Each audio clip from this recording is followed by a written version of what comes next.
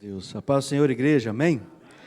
Que privilégio estar aqui hoje para compartilhar a palavra do Senhor com as nossas vidas, trazer uma porção do maná que veio dos céus para nós. Abra comigo lá em Lucas, Evangelho de Lucas, no capítulo 12, e vamos compartilhar a partir do verso 13.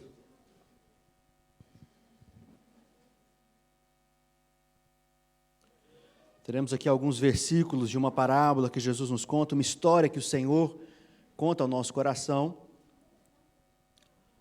Lucas, capítulo 12, a partir do verso 13. Amém? Abriu ou acessou aí a sua Bíblia? Glória a Deus. A palavra do Senhor diz assim: Nesse ponto, um certo homem que estava no meio da multidão lhe falou: Mestre, ordena a meu irmão que reparta comigo a herança. Mas Jesus lhe respondeu: Homem, quem me constituiu juiz ou partidor entre vós? Então lhe recomendou: Tende cuidado e guardai-vos de toda e qualquer avareza, porque a vida de um homem não consiste na abundância dos bens que ele possui. E lhes proferiu ainda uma parábola, dizendo: O campo de um homem rico produziu com abundância. E arrazoava consigo mesmo, dizendo: Que farei?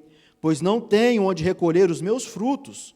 E disse: Farei isto: destruirei os meus celeiros, reconstruí-eis maiores, e aí recolherei todo o meu produto e todos os meus bens.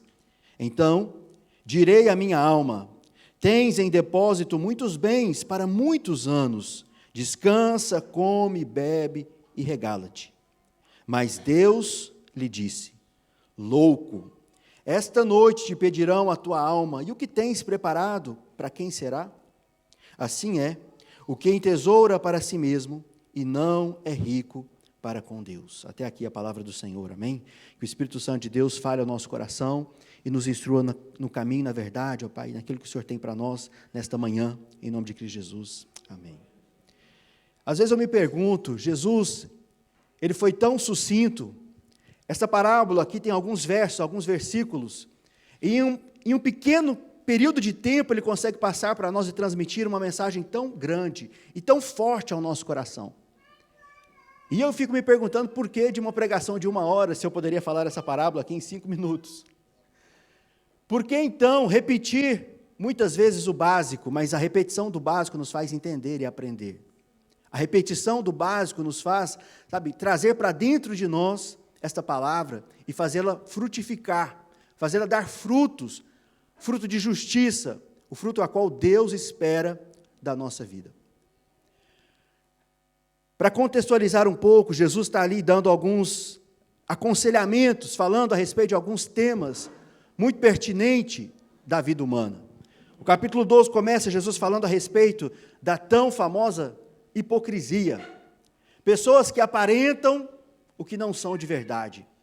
Pessoas que transmitem uma mensagem falsa, uma mensagem oca, que não tem conteúdo.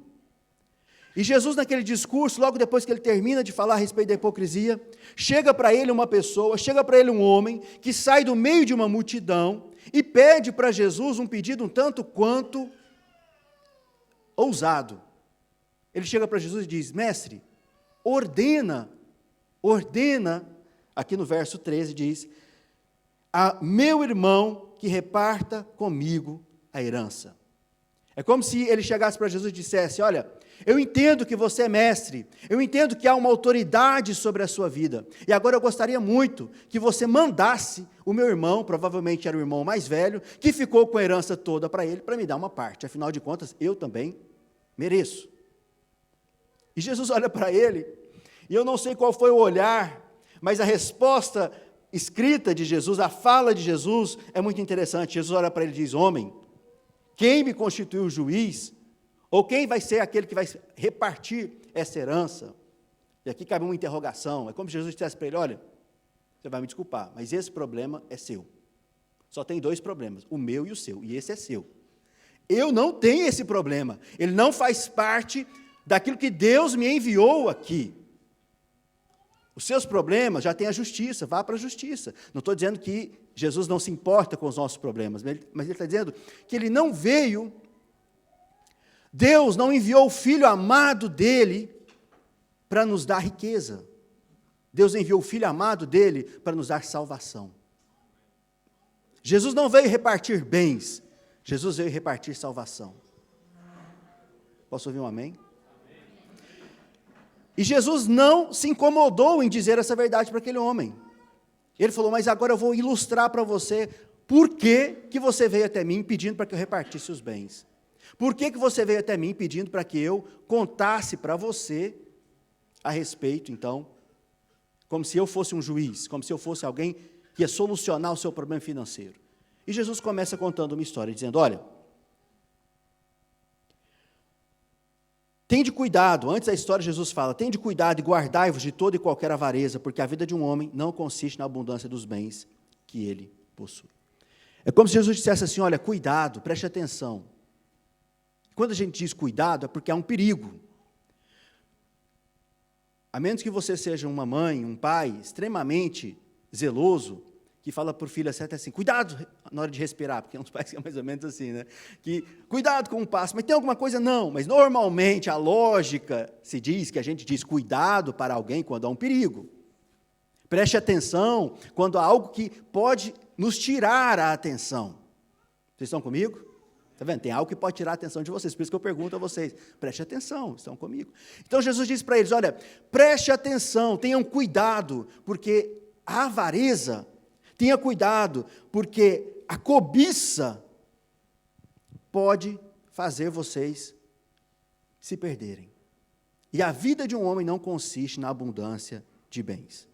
Se não consiste na abundância de bens, consiste na abundância do quê? É o que nós vamos ver aqui então.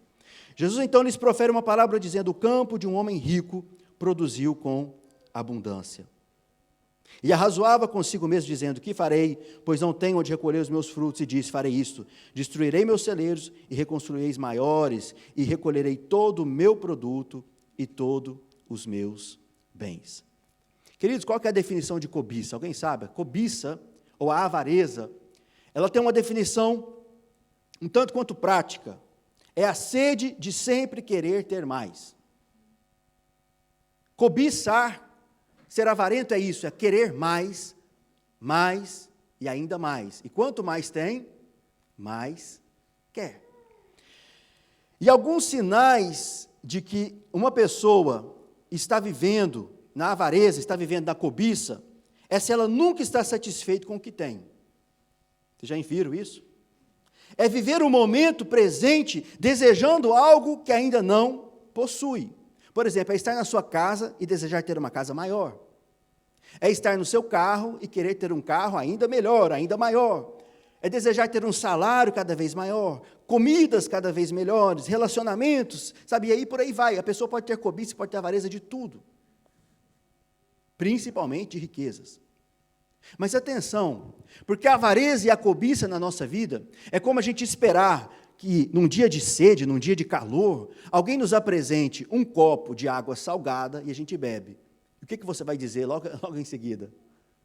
Aquilo vai ter saciado a sua sede? Não. Você vai dizer, me dá mais um. E você bebe mais um copo de água salgada. E no final daqueles 2 copos de água salgada, o que acontece? Ainda está com mais sede ainda, não é verdade? O que você vai pedir? Me dá mais um. E se sempre lhe for oferecido água salgada, sabe o que vai acontecer no final de, sei lá quantos copos? Talvez aí uma dezena de copos. A pessoa não vai ficar saciada, pelo contrário, ela vai ter uma desidratação terrível, porque o sal vai ter acumulado no organismo da pessoa. Então a cobiça, ela vem para nossas vidas, ela vem, sabe, na perspectiva de querer mais, mas o querer algo que não está nos satisfazendo. E o segundo sintoma que a cobiça é uma doença nas nossas vidas, o primeiro é querer mais, e o segundo é não agradecer pelo que tem. Já viu pessoas que reclamam de tudo que tem? A pessoa teria tudo para agradecer, e ao invés de ela agradecer, ela está falando consigo mesmo a respeito de como é possível ter ainda mais, como é possível acumular mais. Sabe, aquele homem, a Bíblia diz aqui no verso 16, o campo de um homem rico. Rico. Diga comigo assim, o homem rico. Ele já era rico, o que mais ele precisava, o que mais ele aguardava, o que mais ele esperava da vida? Ele já tinha recebido a graça e o dom de Deus de ser rico. Ser rico não é um pecado, gente. Senão teria pecadores aqui, né? A maioria de nós seríamos pecadores, porque nós temos muito mais do que precisamos. Podemos ser considerados ricos, não só da graça de Deus, mas ricos também materialmente. Mas a Bíblia diz que aquele campo de um homem rico produziu com abundância. E na hora que a nossa vida produz com abundância, o que a gente deve fazer? Sintoma de avareza, não estar satisfeito. Sintoma da cobiça, não agradecer pelo que tem. Aquele homem, ao invés de agradecer pelo que recebeu, ao invés de louvar a Deus pela colheita que ele recebeu, afinal de contas, quem nos dá a colheita, queridos? Quem permite que nós possamos colher o fruto do nosso trabalho? Quem é, senão Deus? Porque se ele seca o céu, se não há chuva sobre a terra, o que acontece? O que acontece, queridos? Não há colheita. Ou se ele derrama chuvas em excesso, né? Acontece aqui na Bélgica, por vezes, né? As plantações têm excesso de água. Então Deus, Ele permite que as condições sejam favoráveis para que o nosso campo produza. Produza não só para sobrevivência, não só para subsistir, mas produza com abundância. Essa é a história de Jesus. O campo produziu com abundância. E o que aquele homem fez? Ao invés de agradecer, ao invés de ser satisfeito, ele contou uma história para si mesmo. O que nós vamos chamar aqui então de a história do egoísmo. Nesses versos aqui, são 3 ou 4 versos, das 60 palavras mais ou menos que aquele homem fala, aproximadamente 1/3 delas está na primeira pessoa. Só diz a respeito de si, meu, minha, eu. Então aqui nós já conseguimos enxergar a definição de cobiça e de avareza que Jesus está dizendo para aquele homem. Você chegou para mim pedindo uma solução para o seu problema, mas será que é seu problema? Será que não tem mais pessoas envolvidas neste problema? E aí Jesus conta essa história dizendo então, que aquele homem, no verso 17, conversou, arrazoava consigo mesmo, dizendo, que farei, pois não tenho onde recolher os meus frutos. E disse, farei isso, destruirei os meus celeiros. Vocês estão vendo aí? Reconstruirei os maiores, e aí recolherei todo o meu produto e todos os meus bens. Então direi à minha alma, tens em depósito muitos bens para muitos anos, descansa, come, bebe e regala-te. Eu preparando essa mensagem, eu escutei, não sei quantos já ouviram falar dele, Martin Luther King, né, um dos grandes responsáveis aí do movimento de independência, né, vamos por assim dizer, da população afrodescendente dos Estados Unidos. E ele pregou com muita ousadia esse texto, ele disse algo muito interessante. Quando eu ouvindo ele falar, ele disse, olha, a existência do ser humano tem 2 esferas. Tem a esfera de existência, que ele chamou então de externa. O que é isso? É, por exemplo, a nossa casa, os nossos recursos materiais, a comida que Deus nos apresenta, a segurança que Deus permite que tenhamos, sabe, a possibilidade de existência, de viver. É impossível viver sem essa esfera, quando eu digo esfera, sem esse círculo de existência ao nosso redor. É preciso ter todo o necessário para que as condições de vida sejam estabelecidas. Por exemplo, se não houver comida, o que acontece? Fome e morte. Se não houver segurança, o que acontece? Um assalto, muitas vezes uma violência. Então, se não houver uma casa, se não houver um abrigo, sabe, a pessoa fica vulnerável. Então, são esferas de existências legítimas. É importante ter essas esferas de existência para que nós possamos viver. Mas ele disse, mas a vida de um homem não é apenas essa esfera externa. Tem algo interno. Tem algo que ele disse, então, tem aquilo que está bem perto do coração. E o que é que está bem perto do nosso coração? Que determina se existimos, se vivemos ou não. Ele disse, então, é o que diz respeito à paz, à alegria, ao descanso, ao contentamento. E eu poderia dizer todo o fruto do Espírito, eu poderia falar aqui infinitas coisas que se a pessoa não tem, essa pessoa ela é uma miserável, ela é uma pessoa que, de fato, está carente do que é a definição de vida. Quem é que gosta de viver com falta de paz? É terrível viver inquieto, não é verdade? Ansioso. É terrível nós vivermos, sabe, descontentes, desgostosos, sem a alegria da vida. Ele diz, mas o problema é quando nós trazemos a esfera externa, achando que esta é a definição de vida, para bem perto do nosso coração. Porque aqui a gente abafa, a gente apaga aquilo que é de mais valioso na nossa vida, que é o dom de Deus, que é a graça de Deus. Então tem pessoas, e eu disse aqui, eu coloquei, achei bem interessante, quanto mais perto do coração, mais valor tem para nós alguma coisa. Quanto mais a gente coloca perto de si, quanto mais a gente define aquilo como sendo valioso, com certeza menos nós gostaríamos de perder.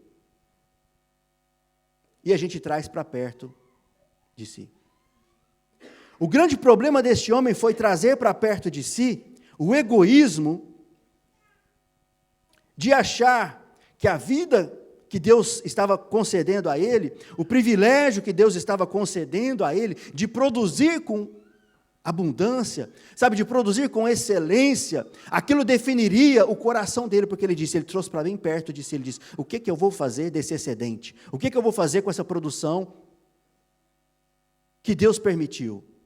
Ao invés de ele dizer, eu vou agradecer a Deus, mas isso não vai ocupar o meu coração, ele diz, eu já sei, eu vou destruir meus celeiros agora, vou construir celeiros maiores, vou acumular, vou juntar, até chegar um momento, olha que interessante, onde eu direi a minha alma, tens em depósito muitos bens para muitos anos, descansa, come, bebe e regala-te.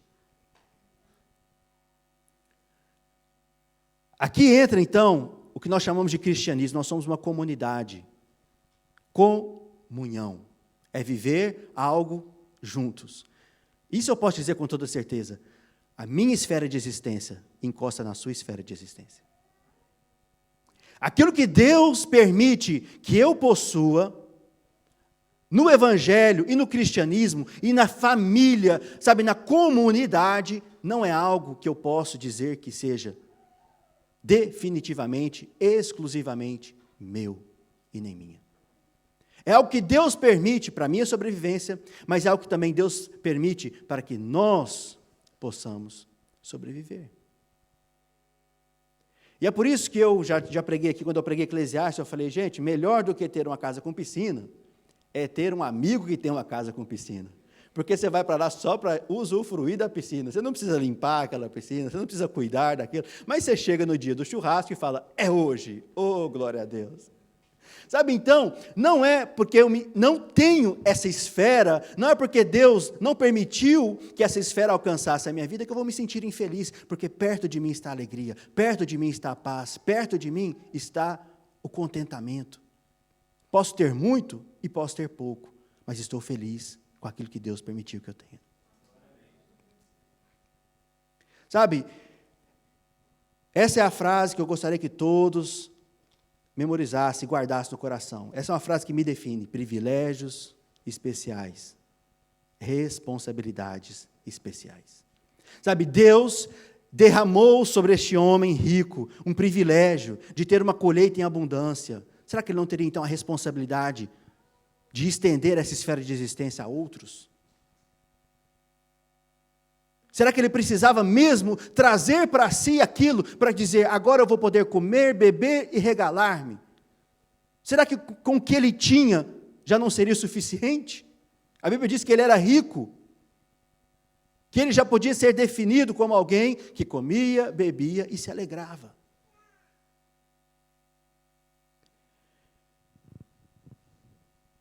E é interessante que no verso 20, acompanhe comigo, diz assim, mas Deus lhe disse, louco, esta noite te pedirão a tua alma, e o que tens preparado, para quem será?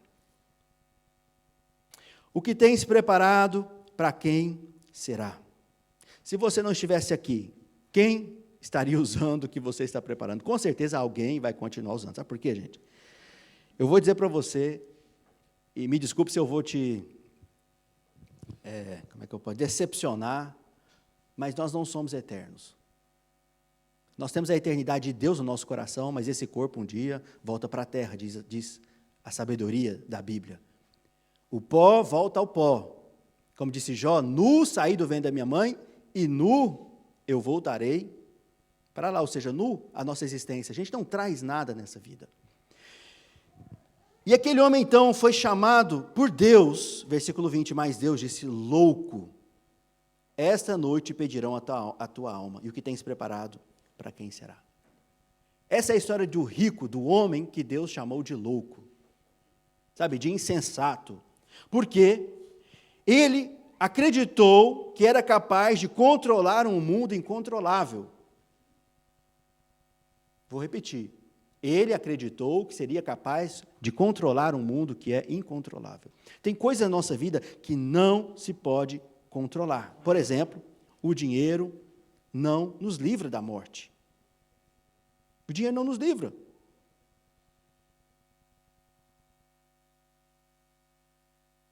Sabe, ter dinheiro é uma bênção, é um privilégio de Deus. Mas muitas vezes, há coisas que saem do nosso controle e o dinheiro não vai controlar essas coisas. Que elas dependem apenas de Deus, elas dependem do favor de Deus, da graça de Deus, da misericórdia de Deus. Então tem pessoas que acham que podem comprar a saúde pela riqueza. É possível?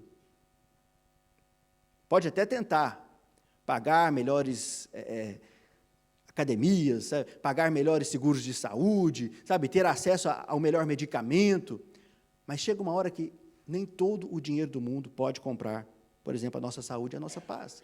Pode comprar, sabe, o nosso contentamento. Então, muitas vezes, estar contente com o Senhor, contente com aquilo que Deus derramou aos nossos corações, entregou o que a gente chama de a nossa porção, aquilo que Deus concede ao nosso coração, é um dom de Deus, é uma dádiva, é uma graça. Até o contentamento, ele vem de Deus. Porque tem pessoas que têm muito e reclamam, e tem pessoas que não têm nada e são contentes. Então, não é sobre uma quantidade. A avareza não tem relação com a quantidade de dinheiro. Você sabia disso? Porque tem rico que não é avarento e tem pobre que é avarento. O que é a avareza? A avareza é sobre o pensamento, é o que você coloca, sabe, o que você está querendo, qual que é a sua cobiça. Você está agradecido com o que tem ou está sempre querendo mais? Cristo, quando ele vai ali oferecer à multidão, que a gente chama então da multiplicação dos pães, o que ele faz com o povo? Manda eles assentar, se acalmarem, em grupos, e a Bíblia diz que ele dá graças ao Senhor e reparte. Então é aí o mistério, sabe, da nossa vida, daquilo que Deus coloca sobre nós. Agradeça ao Senhor e reparta aquilo que Ele coloca sobre a sua vida.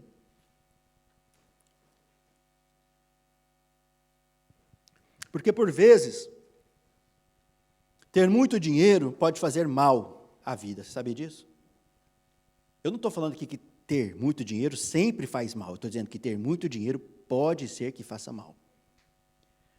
E Jesus, ele ainda é mais categórico ainda. Ele diz, olha, ter muito dinheiro, muito provavelmente vai fazer mal. Porque Jesus disse que é mais fácil. O quê? O camelo passar pelo buraco de uma agulha do que um rico entrar nos céus. Então, não é que seja impossível, ele está dizendo que é difícil. Porque o dinheiro, normalmente, ele vem, sabe, como uma tentativa de tomar o lugar de Deus nas nossas vidas. E quantos são aqueles que caem nessa armadilha? É por isso que Jesus diz, preste atenção, não se engane, a avareza, o amor ao dinheiro, é o que Paulo vai dizer, é um princípio de mal, é um princípio da maldade que pode crescer no nosso coração. Então, não se deve amar ao dinheiro, deve-se amar a Deus. E deve-se ser grato por aquilo que Deus entrega ao nosso coração. Nos relacionamentos, muitas vezes os relacionamentos são fortalecidos, não no excesso de dinheiro, mas na falta. É quando a situação está difícil, que a gente se une. Para o quê? Para vencer aquela situação. É ou não é verdade? E daí você quer ver se uma pessoa ama ou de fato, mesmo de verdade, dá muito dinheiro para eles, que você vê se eles vão ficar juntos ou se eles vão separar. O pastor Hernandes Dias disse algo interessante, ele diz, olha, quer ver se uma família está verdadeiramente unida, dá muito dinheiro, porque o dinheiro normalmente, não une, o dinheiro separa. Quando estava naquela dificuldade, era unido. O dinheiro veio, cada um tomou seu rumo, veio a sua independência. Então, não é que eu estou desejando que não tenhamos dinheiro, não, eu estou desejando que nós possamos saber qual é o lugar do dinheiro na nossa vida. O lugar do dinheiro na nossa vida é para servir. Não é a gente que deve servir ao dinheiro, é o dinheiro que está aqui para servir a nossa vida. Ontem eu estava ali em casa, vou contar para vocês aqui, porque às vezes a gente fica até com constrangimento de falar, estava ali em casa, e a gente resolveu, né, fazer um churrasco de picanha lá em casa. Ó, que maravilha, glória a Deus. Foi só para mim, para o Estevão e para o Luciano. E eu comendo aquele churrasco, gente, não era que era contado, a gente fez para nós ali, era só 3 pessoas, não tinha mais ninguém. Glória a Deus se tivesse mais irmãos da igreja. Um dia eu quero fazer para toda a igreja, glória a Deus. Olha a esfera de existência alcançando todos, né? A gente já faz churrasco aqui de vez em quando aqui para a igreja toda. Mas o fato é que eu comendo aquela carne, e eu estava agradecido a Deus, porque eu me lembrei da época em que eu e minha avó, quando meus pais já estavam aqui, começaram quando eles viajaram e mudavam, a minha avózinha, que hoje ela já está, minha bisavó na verdade, que já está com 97 anos, toda debilitada na parte de saúde, mas naquela época, isso há quase 20 anos atrás, ela tinha uma sabedoria de fazer umas asinhas de frango, que era deliciosa, e aquelas asinhas não acabavam, ela fazia uma panelada, e aquilo ficava para a semana inteira. E eu comia aquelas asinhas de frango no molinho ali, no molho com açafrão, com uma boca e com um estômago tão bom, que hoje, quando eu como uma picanha, eu disse, aquilo tinha gosto de picanha. Porque não é sobre ter, é sobre ser grato a Deus. Porque tem muita gente comendo picanha e reclamando. E reclamando daquilo que Deus já colocou na vida de cada um de nós. Essa história não é da história do homem que tinha, porque ter não é o problema. Mas ter não nos define, o que nos define é ser. Ter não define ninguém. O que define é ser grato. Ser agradecido por aquilo que Deus coloca nas nossas vidas. O grande erro desse homem foi esquecer que a vida, um dia, esta alegria pode acabar. E que pelo fato de ele não controlar os incontroláveis, um elemento essencial da vida é a morte. E a morte não se controla, como eu disse. Riqueza não consola ninguém. No dia em que nós pudermos conversar conosco mesmo a nossa existência, mas tristemente alguém conversa a respeito de nós ali num velório, no nosso velório, né? A gente não vai estar mais ali para ouvir. Apesar de que eu vou contar essa piada, não vou aguentar, né? O que eu gostaria de ouvir no dia do meu velório? Está ressuscitando, está levantando, né? Mas no dia do velório, normalmente, é aquele dia que todo mundo fica bom, todo mundo fica, não é? Às vezes. Porque o que a gente fez da nossa vida? Essa é uma conversa que a gente deveria ter, seriamente conosco mesmo. Conversar consigo mesmo não é loucura. Converse consigo mesmo, faça questionamentos para a sua vida. Será mesmo que eu preciso disso, Deus? Será que eu preciso trabalhar mais uma vez por semana? Será que eu não posso dar uma pausa tal dia para passear com a família ou para desfrutar? Será mesmo que o único dia de trabalho é o domingo pela manhã e todo domingo eu tenho que trabalhar? Será? Converse consigo mesmo, converse com a sua existência antes de ser tarde demais. Vocês estão entendendo? Tenha sabedoria de enxergar a graça de Deus em cada momento. É isso que Jesus responde ali para aquele homem. Olha, você veio para mim com um pedido de solução para o seu problema. Agora eu vou te apresentar qual é de fato o problema. Você é avarento, você veio aqui pedindo uma solução para as suas riquezas. Mas o problema não é a riqueza, o problema é o coração que está querendo essa riqueza a todo custo. O problema é o desejo deste coração que está corrompido. Será que essa riqueza vale mais do que o seu irmão? Jesus termina dizendo assim, assim é o que entesoura para si, e não é rico para com Deus. Ou seja, quem vive para si mesmo e não conta com Deus. Queridos, as riquezas são temporárias. E existe um princípio de mobilidade, como que é o nome em português? De transferência de riquezas. Tanto é que hoje em dia, né, a teologia da prosperidade fala, né, Deus vai tirar do ímpio para dar pro justo, né? Tem mais ou menos aí essa vibe aí, né, de nós nascemos para ser cabeça e não cauda, vamos entrar nas políticas, né, vamos governar o mundo, vamos dominar o mundo, né? Quase que aquele desenho lá do Pink Floyd, né? O que nós vamos fazer, né, o cérebro, né? Vamos tentar dominar o mundo. Não é isso, não é sobre isso que Jesus está dizendo. Por quê? Apesar de haver esse princípio de transferência de riqueza, porque a riqueza não desaparece, aparentemente, não desaparece naquele momento, mas quando a gente vê a perspectiva da eternidade, uma hora ela desaparece. E quando a gente olha então pela perspectiva de um momento, de um aqui, de um agora, a grande questão de viver para si mesmo e não contar com Deus, ou seja, acumular riquezas para si e não ser rico para com Deus, é colocar perto do nosso coração o nosso tesouro. É de guardar bem protegido o que é de mais valioso para cada um de nós. Mas lembre-se, os tesouros são defendidos pelo preço, pelo custo da nossa própria vida. Algo que é valioso para nós pode custar a nossa própria vida. Vocês sabiam disso?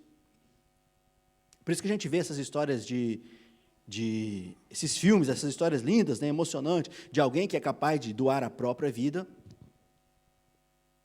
pelo filho, pelo esposo, pela esposa, em prova de amor. Ou seja, aquela pessoa estava tão próxima do coração dele que aquele tesouro para ele era tão valioso que ele era capaz de entregar a própria vida pelo outro.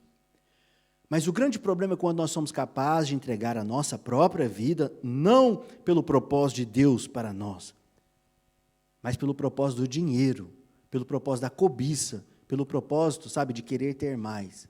E a pessoa se destrói na perspectiva de estar alcançando algo a mais para si e não para Deus.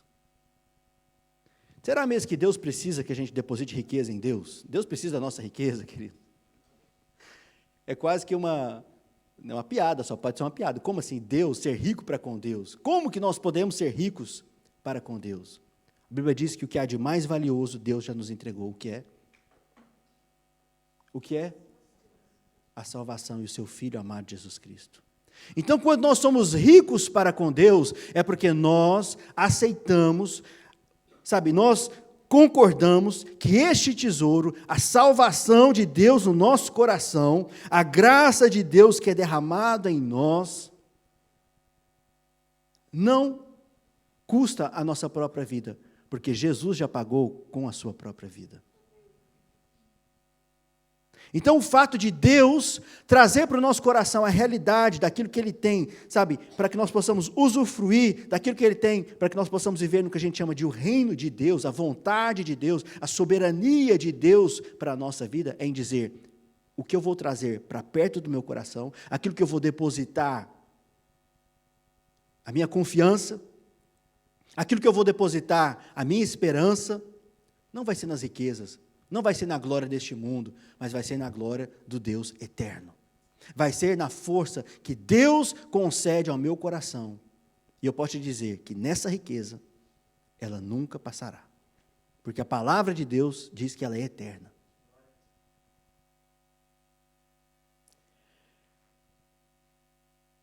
Nossa preocupação não deve ser se vamos ter para usufruir. Nossa preocupação não deve ser, será que vai chegar perto de mim a sobrevivência? Será que eu vou ter como sobreviver? Nossa preocupação deve ser, será que a graça de Deus que alcançou meu coração é capaz de me fazer compartilhar? Pastor Paulo Júnior diz muito isso. A vergonha para o crente não é em não ter. A vergonha para nós que dizemos cristãos e uma família da fé é em não ter para compartilhar. É não ter para abençoar. Porque nós já recebemos o maior presente, nós já recebemos a maior graça que Deus já entregou ao nosso coração, que é Cristo Jesus. Esse é o verdadeiro tesouro para o nosso coração. Agora, quando as pessoas chegam para nós e nos perguntam, você tem algo para me oferecer? Pode ser que a gente não tenha prata e ouro. Pode ser que a gente não tenha recursos. Isso não é vergonhoso. A vergonha é dizer para ela, não tem nada para te entregar. O que o apóstolo Pedro fez com aquele homem que era colocado ali na porta formosa e diz, olha, dinheiro eu não tenho. Prata e ouro eu não tenho, mas uma coisa eu tenho. Em nome de Cristo Jesus, levante e ande. Cristo Jesus é o maior tesouro que é colocado dentro do nosso coração. É por isso que a Bíblia diz que este tesouro é colocado em um vaso de barro. De barro. Para nos lembrar que essa carne, esse corpo, sabe, as paixões dessa carne é temporária e é passageiro. Os desejos são temporários e são passageiros. A gente costuma dizer que caixão não tem gaveta. Não tem como levar o que você construiu aqui, o que você conseguiu aqui. Ah, que bom que você conseguiu, foi bem sucedido, ótimo, maravilha, mas acabou. Ah, como assim? Eu nunca vi velório com caminhão de mudança. Vamos levar aí para o céu, o que você conquistou aqui na terra. Meu filho ficou aqui e passou.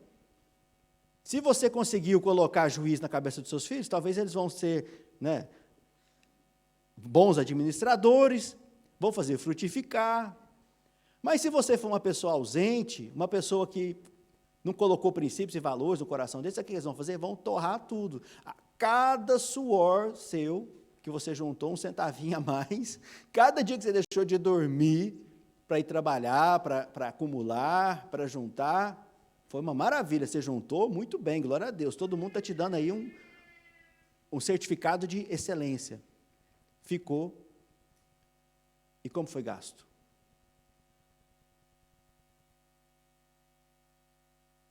Quero terminar dizendo para você, quer ver se o dinheiro nos controla? Veja se você corre atrás dele. Veja se você vive trabalhando o tempo todo, pensando o tempo todo, trocando pessoas por coisas, trocando, sabe, amor e afeto por um salário ainda maior. Em segundo lugar, veja se o dinheiro está te controlando. Veja se você está em busca de armazenar, de guardar, ou seja, o contrário de entregar. Será que você é capaz de entregar ou é só capaz de guardar? Porque se você só é capaz de guardar, o dinheiro te controlou. Ai, pastor, mas não é assim. E quando eu ficar velho? E quando eu precisar ir na minha aposentadoria? Estou dizendo, olha, dinheiro guardado, sem propósito, é pecado. Com propósito, amém, você tem um propósito daquele dinheiro? Ok.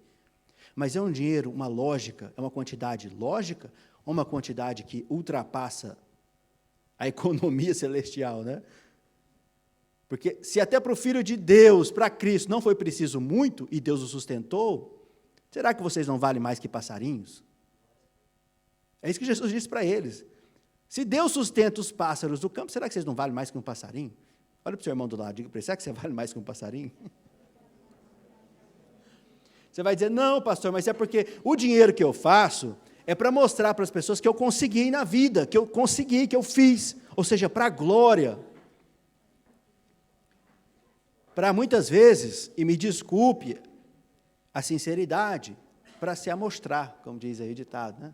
Para mostrar que conseguiu, que venceu, para demonstrar uma satisfação, uma realização pessoal. Sabe o que é isso? Vaidade, diz Salomão. Não estou dizendo que você não possa ter esse qualificativo.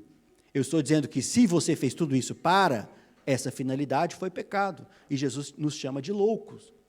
E Jesus é capaz de nos chamar de tolos. Porque ele olha para nós e diz, você viu os lírios lá do campo? Quem viu os lírios do campo? Aquelas belas flores lá no campo. Toda aquela glória, toda aquela majestade. Nem Salomão se vestiu igual a eles. E eu te pergunto, será que nós não valemos mais do que uma flor do campo? Um lírio do campo? O que Jesus está dizendo é, se nós vivemos preocupados com a riqueza, se a riqueza toma o lugar que era de Deus no nosso coração, Deus nos chama de loucos, Deus nos chama de insensatos, Deus nos chama de falta de juízo. Porque Deus é quem cuida de nós. E a graça de Deus é que Ele concede riqueza a alguns. Quando se lembra da sabedoria de José no Egito? José no Egito parece o oposto dessa história. José no Egito diz, olha, haverá 7 anos de vaca gorda, 7 anos de vaca magra. O que a gente faz na vaca gorda? Come tudo, bebe, alegre, farra, e depois a gente morre nas vacas magras? Não. José do Egito falou, a sabedoria vai ser em guardar. Não é meio discordante? Esse aqui falou que ia guardar e foi condenado. José guardou e foi abençoado. Foi colocado como ministro ali no Egito. Dinheiro guardado tem que ter nome, tem que ter utilidade, tem que ter finalidade. Porque se ele é guardado só para guardar, para você olhar na sua conta e falar, poxa, tem mais, nossa, tem mais, nossa, tem mais. Isso se chama amor ao dinheiro. Avareza. Então, eu preciso saber ser rico para com Deus. No sentido de que Deus não precisa do nosso dinheiro, porque Ele é o dono de todo o dinheiro. Mas Deus precisa que demonstremos o amor a Deus, sendo rico para com Deus. Quando isso? Quando nós ofertamos, quando nós abençoamos, quando nós entregamos uma parte daquilo que Deus nos deu. E aqui cabe então a grande reflexão, e seria uma boa palavra para a hora dos dízimos e das ofertas, né? Se eu pudesse manipular a consciência de cada um, eu diria, mas será mesmo que Deus não seria digno de receber 10% da sua riqueza? E se eu fizesse uma sondagem aqui, quantos são os dizimistas da igreja? Talvez haveria escândalos no meio do povo de Deus, né? Porque muitas vezes as pessoas que se diz acreditar na palavra de Deus são incapazes de compartilhar a própria riqueza. Se você está preocupado se a sua riqueza vai me fazer andar de carro novo, não se preocupe. Entregue ela diretamente para um pobre, então. Mas entregue. Não minta para si. Não minta. Porque a Bíblia diz que é aí que nós roubamos a Deus. Ao invés de ser rico para com Deus, tem pessoas que estão roubando a graça de Deus. Olha aqui para mim. Será mesmo que aquilo que Deus nos entregou não é digno de compartilharmos desse recurso com o necessitado? Quantas famílias comem à sua mesa? Quantas pessoas são abençoadas pela provisão que Deus colocou na sua mesa? Quantas? Será que não tem nada para compartilhar? Hoje, todos nós aqui, arrumadinhos, bonitinhos, vestidinhos, alimentados, sabe, curados, não tem ninguém com doença, sabe, contagiosa, espero eu, em nome de Jesus, né? Todos aqui estão em uma circunstância, uma situação perfeita de comunidade, de comunhão, mas isso parece muito lindo, mas as quatro paredes dessa igreja não podem conter a riqueza de Deus. A Bíblia diz que Deus não habita em templo feito por mãos de homens. A graça de Deus derramada no nosso coração é dizer que a esfera de existência da minha vida há de alcançar os necessitados. Há de chegar lá na África, sabe? Há de chegar lá nas crianças que estão carentes e necessitadas da nossa ajuda. Da nossa ajuda.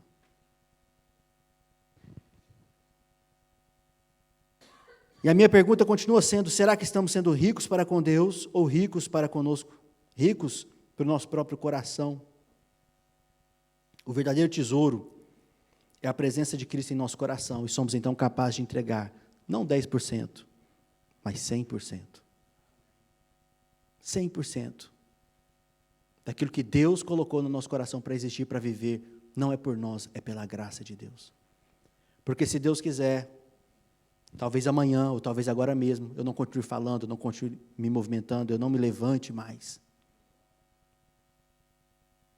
Então, se eu estou vivo, se eu respiro, eu louvo a Deus, eu agradeço a Deus o privilégio de poder compartilhar da existência daquilo que Deus colocou.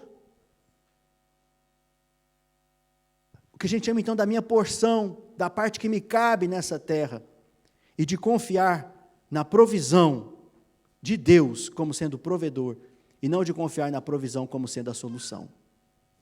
Vou repetir, não confie na provisão como sendo a solução, confie em Deus como sendo o nosso provedor. Deus é o provedor, então Ele envia a provisão necessária. Fé nós temos em Deus, e não nas bênçãos de Deus. Se Deus vai derramar ou não vai derramar, eu não posso te dizer. Aqui não é um lugar onde você faz aí um título de dívida com Deus. Deus, eu dei 10, eu quero receber 100. Eu dei, se você quer receber ainda 1.000, dá 10, vai receber 1.000, vai para o cassino, que lá talvez aconteça, mas talvez você perde também. Aqui, dei 10, fiquei sem 10.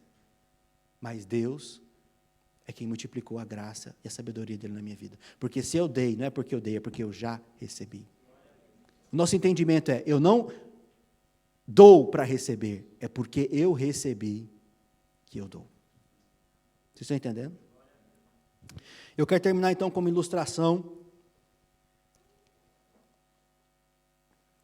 Conta essa história de um homem que... A história mesmo diz que foi um gênio da lâmpada, né? Mas nós, como somos cristãos evangélicos, nós espiritualizamos tudo, vamos dizer que foi um anjo que apareceu para esse homem, né? E falou para ele, você tem direito a 3 pedidos. E aquele homem, então, de uma maneira assim, que os olhinhos chegou a brilhar, como assim 3 pedidos? Sim, pode pedir o que você quiser, que os seus pedidos serão uma ordem. Foi o anjo, viu, gente? Não foi o gênio da lâmpada, não. E aquele homem, então, olha para ele, mas qualquer coisa mesmo? Ele diz, qualquer coisa mesmo. Ele fica, então, pensando, e diz, já sei. Ah, como eu gostaria de ter uma ilha só para mim.